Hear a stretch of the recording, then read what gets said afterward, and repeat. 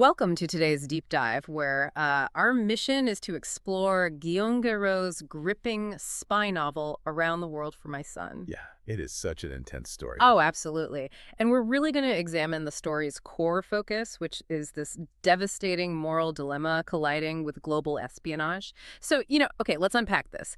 Imagine the movie Taken. Oh, I love that comparison. Right. But instead of a seasoned operative, the father is a Silicon Valley quantum AI engineer, and his code could literally alter global power dynamics. Yeah, which is wild. You take this hyperlogical tech guy and just thrust him into raw geopolitical ruthlessness. Exactly. But to understand how a tech nerd becomes an international target, we first have to look at how a deeply personal tragedy is weaponized. Right, because it starts so grounded.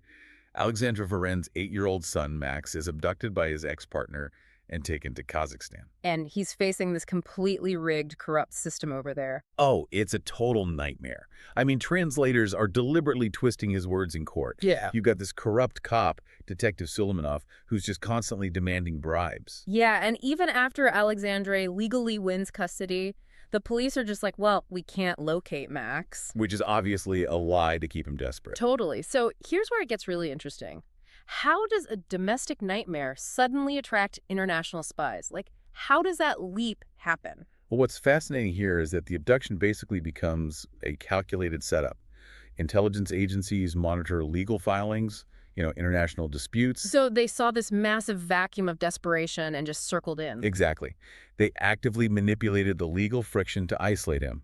And once he's exhausted, enter Saira Khalid, a foreign intelligence officer. Right, and she offers him a pretty sinister trade. She really does.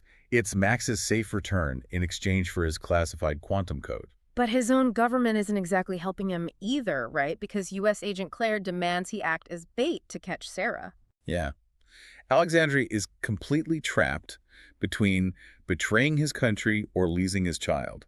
Both governments view his son purely as leverage. Which means both options result in an unacceptable loss. So he realizes he has to completely reject the rules of the game. Right, he forges a third path. He goes totally rogue. I love this part. He teams up with his friend, Malik Diop, who's this Senegalese ex-legionnaire. Yeah, Malik brings the muscle, but Alexandre brings the brain. He actually hacks his own AI tools. Wait, really? He hacks his own project? Yeah, I mean, he repurposes his predictive code to intercept Kazakh surveillance.